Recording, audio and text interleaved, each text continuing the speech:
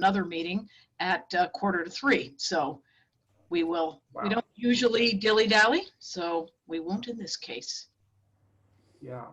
So let's see, let me move my,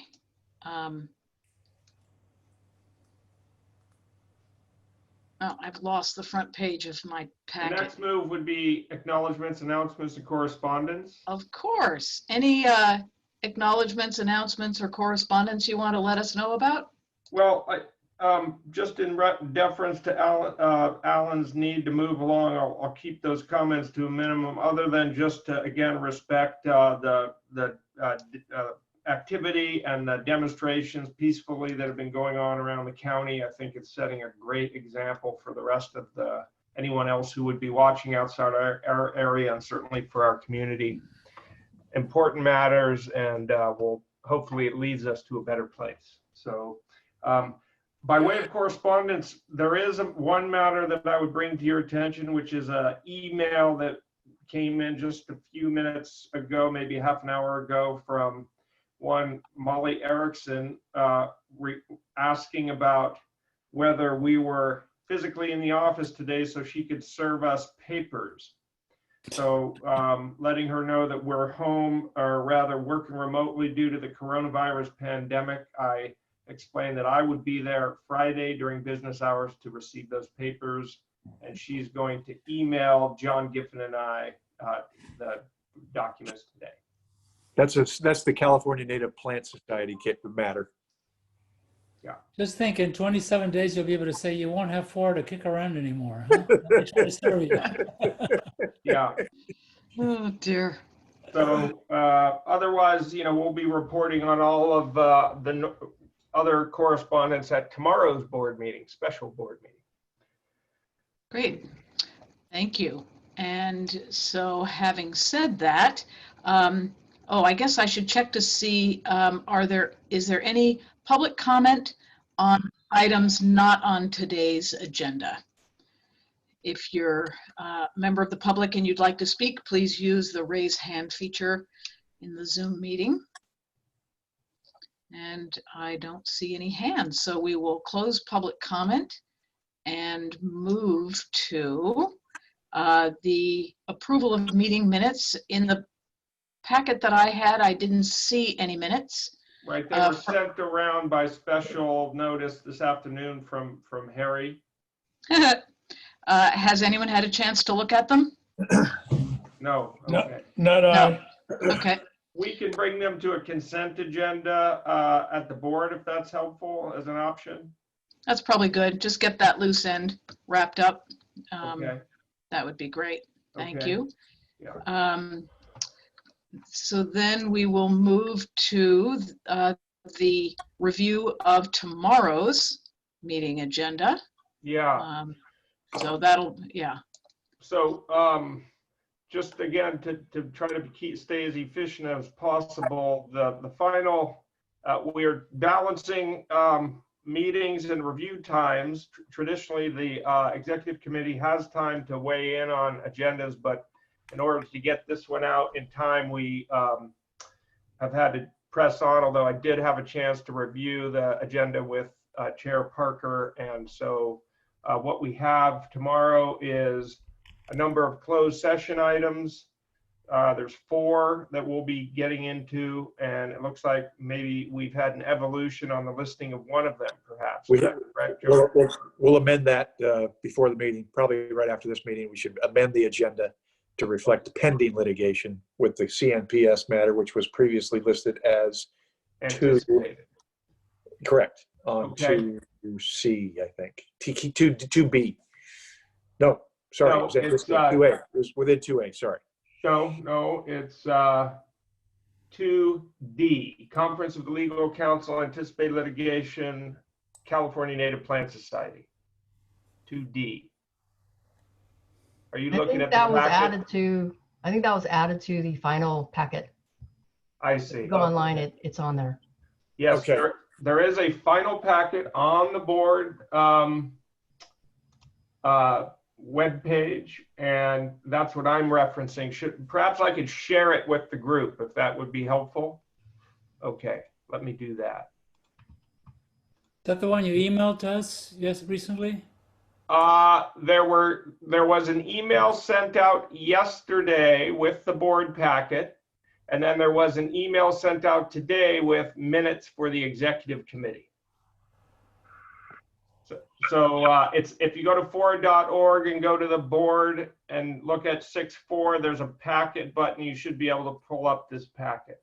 What we tried to do, just so we could get it out to the admin committee and in this packet was included everything we had as of Friday. And then we had just a couple small adjustments before the final packet went out yesterday. So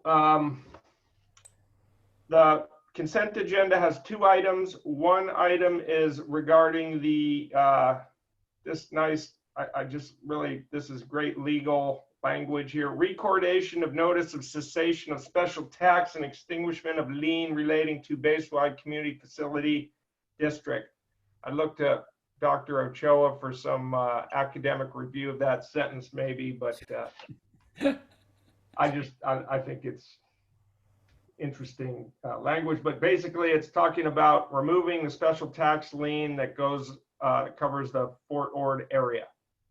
This is somewhat of an administrative move, and if you had questions, Mr. David Willoughby is on the line who can dive into the legalistic pieces of that if John Giffen wants to direct him there. I think you could simplify recordation to just record.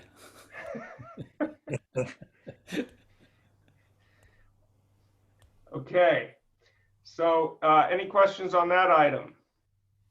Okay, the second item is a request by staff for an amendment to the retention and separation package in respect of the coronavirus pandemic and the jobs market that we're all headed out into July 1st.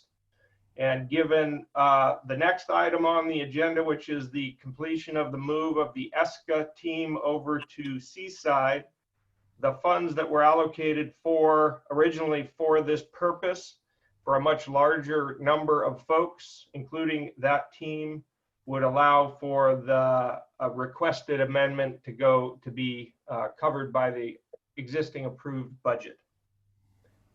So that's that item. Does anyone have any questions on that item? Okay. Business items, as I noted, we have a tranche of federal documents related to completing the move of the ESCA LRA team to Seaside. And so these are all somewhat administrative documents. They're provided in their advanced form in the packet, and the resolution is an authorization of the executive officer to final those documents when they're completed. And the target for having everything done and the team move to Seaside is June 15th. So it's coming up rather quickly. And then the second business item will be, is there any questions on that, on the ESCA item? No. The second item will be the campus town consistency determination. And this is a package that is being brought by the city of Seaside. Obviously, it is their much anticipated university focused development in the area known as Surplus 2, and was reviewed by the administrative committee and the planners working group about 2 weeks ago. The administrative committee unanimously recommended that this be brought to the board for approval. And that's we then of course hired RGS planner Steve Flint to conduct the review process. That was made more efficient by the quality of the package that the city of Seaside provided. And so it's all in there for everyone to look at and consider. And I will say, just having been involved with the urban design guidelines, is the project of all the projects that are being developed here that really expressly considered those guidelines. I do have a question. So Yeah. the advantage for Seaside as opposed to waiting till FORA is gone, that they're able to be covered by the base-wide environmental impact report, so that they don't have to do a separate EIR. It's like, what is the advantage? No, I don't think that's the relevant piece here. They do have to do they've done all the environmental review for the project. The main thing, as I understand, is they want to have an acknowledgement that their project reflects this regional vision that has been in place for 25 years. And I presume that in fact, I know they've had some legal action filed against their project. So I think they're looking for, as much validation of the quality of the project as possible. Thank you. Thanks, Josh. I'm mindful that we're going to lose our quorum, so maybe if we could jump to June 11th. Sure. Let me see if I can find it. I think it's at, oh, wait, this is not the packet. This is the, hold on, let me get the. Chair, do we need a motion to accept the agenda for the special meeting tomorrow? That's a good question. Let's go ahead and do that. Yes, thank Move you. that we accept the agenda as proposed. Thank you. Second. Thank you. Hoffa made the motion. O'Connell seconded. Any public comment on this action? Seeing and hearing none. Is there any objection to approving the agenda for tomorrow? No. All right, hearing none. I think, does that help us, Mr. Giffen, not have to take Yeah. a roll call vote? Yes, Yeah, that's fine. Unanimous approval of the agenda. thank you. Although if we'd taken a roll call vote, it would have given you more time to find the June 11th agenda. Yeah, I'm just wading through. I will note that our package on last Friday went out at 8:15 and included 648 pages. Yeah, and I finally did find the agenda. There we go. It's on page, hang on, It's on page, 432. Wait, oh, there it was. I just had it. I know, I thought I just went by Okay, it. here it is. I've got it. I'll share it again. Page Okay. what? Page 449. Okay. Yeah. So Got it. this one you will have the regular time to weigh in on in terms of it. The final package will go out Friday. We have closed session, and I believe this will be updated according to the latest news. So there'll be a item D added, and item 2A will have one potential case, and there'll be an item D about pending litigation with CNPS. Is that right, John? That's correct. So then we'll be getting into a number of items on the consent agenda. There'll be this transition status report, which will be sort of the checklist of what we've been through and what's been accomplished. I understand that item 6B will likely be punted to the November 19th meeting on request of the county. We're still going back and forth with them on the final language. This is $18,000 contract related to the Oak Woodlands conservation planning, and that would come back on the consent agenda. I think we would add onto this the minutes that we passed on today for an approval item. Josh, Yes. on the transition report, can I just say, I think most of us know how we got here and that kind of stuff. I think it would be helpful just to focus on if there's been any changes, Right. and then what other boxes do we need to check before the end of the month? Okay. Changes and remaining actions. Great, that's helpful. Okay. And then we'll be bringing back this Federal Wildlife Agency notification letter that was previously considered and deferred to later action. So this will formally notify the U.S. Fish and Wildlife Service about the path we're taking regarding habitat conservation. Then this item, I'm hoping, goes away because we have unanimous approval of the project tomorrow.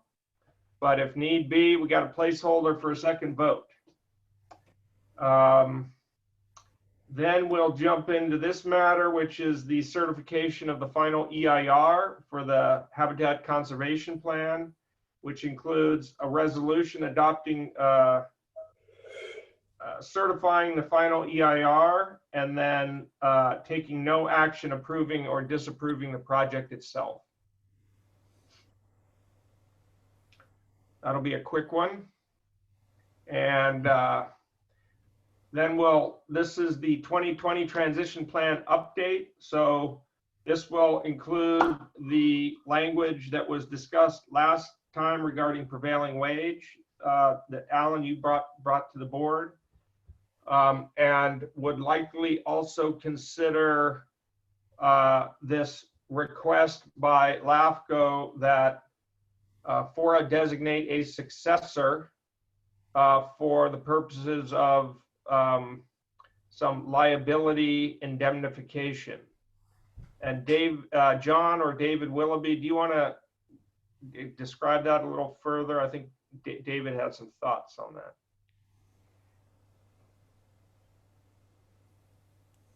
Here he comes. A minute to figure out how to unmute, but yeah, we're not certain exactly how LAFCO's request is going to be phrased. We received an email today to the effect that they want us to seek a successor who would indemnify LAFCO against, in particular, the CNPS litigation. Of course, they well know, as does everyone else on this call, there will be no willing successor. We've already looked. It's a fool's errand to continue to look, but we keep getting the request from LAFCO. Realistically, if LAFCO wants there to be a successor,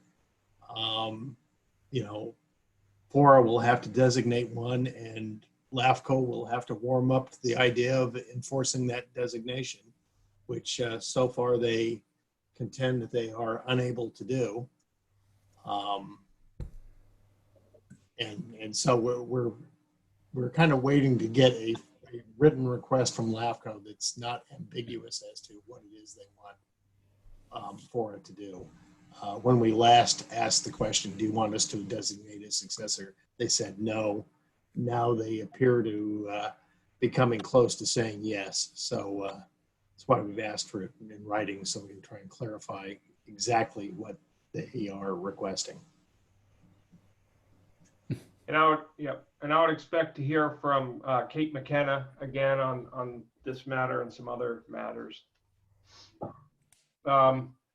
Then the next item will be this discussion of unallocated funds distribution. That'll be a good one. Just to give you a little snapshot, we shared this with the the admin committee this morning. This is the list of asks, the total number, and what we have currently to distribute. So this is where my black hat with the disappoint equally sign comes up. And there will be, some tough decisions for the board to make, but that's what you sign up for, I guess, right? Do you have a thought, and just FYI, I literally have to go in about 5 minutes. Sure. I'm be late. I'm half an hour late to another meeting. But anyway, do you have any thoughts on how we operationally will address this? Will you kind of maybe, or the board chair, go through each one, just kind of say how many board members support funding this out of our 1.3? How many support this out of our 1.3? Or Jane or Josh, what are your thoughts on how we do that? I hadn't had any thoughts, so yours is the first. And we are going to have to figure something out so that it's not just chaos. But definitely that could work, I think. And looks Idea. like, Another idea, Jane, would be each director could basically list in order of priority. I don't know how many of Right. those requests there are. 1, 2, 3, 4, 5. And then staff can look at that and right, come back next time based on that input. That's a thought too. yeah, there's bound to be a process. It looks like Dr. Ochoa has a thought. Go ahead. He's an economist after all. Yeah, I was thinking that if we were to vote for each one individually, I'm sure we would end up with a total request close to the 3.9 million. So I don't think that's going to work. But I think that the staff could help us here by doing some preliminary research. One of the questions that I would have is, of these items, of these types of these sort of line items, which ones are mission critical for FORA's charge to be carried out by the successors, number one.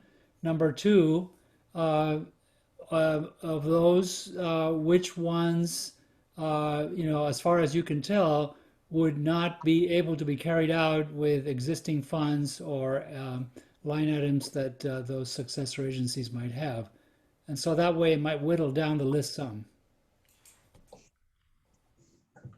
Right. Yeah. And are there any that are legally mandated that literally we have to pay? Right.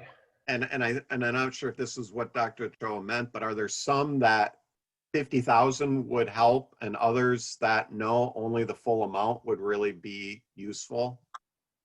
Okay. One other thing that may not be obvious from this is that this list of asks does not include whatever FORA may spend in settling litigation. Right. So that if there are going to be settlements, presumably would come out of the $1.3 million pot as well. Correct. So, Alan, you must be getting used to these kinds of budget decisions, I guess, huh? Yes. Anyhow, yes, we'll do some homework and try to package it a little more in a modular way, I guess. You'll have a chance again to see these numbers, I think, during tomorrow's closed session, because they're going to come up in there as well. And so that would be the 11th. We do have this item here, which as of this morning, it sounds like this is not quite ready to come to the board. It's more of an administrative agreement of how the records will be stewarded by the county, and we're actively working with the county staff now to get that resolved, and we would expect that would come at the June 19th special meeting, which according to the current calendar is to be our last, although some have, including myself, have suggested that we might actually need one on June 26th on the following Friday. But hopefully not. Hopefully we can get it all done by the 19th. You need a motion to approve this proposed agenda minus E. Yeah, it would be minus E Yes. and minus 6B.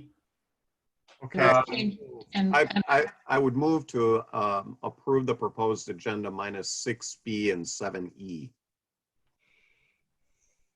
thank you. There's a motion. Is there a second? Second. Great, thank you. And I think that also would include any updating changes that need to happen to closed session. Right. We have a motion, we have a second, we've had some discussion. Is there any member of the public who would like to comment on the proposed agenda and how we're moving it forward. Not seeing any hands. If the board's ready to vote, I guess I would ask if there are any objections by executive committee members to approving the June 11th agenda. Hearing none, we can consider it a unanimous consensus agreement. Thank you. Thank you. I gotta jump. Bye, everybody. Thank Thank you, you. Alan. And Josh, before we go, and I can probably ask this tomorrow too, but the quit claim deeds that are on the agenda for tomorrow as part of the ESCA thing. Yeah. Could you just say what the purpose is of those documents?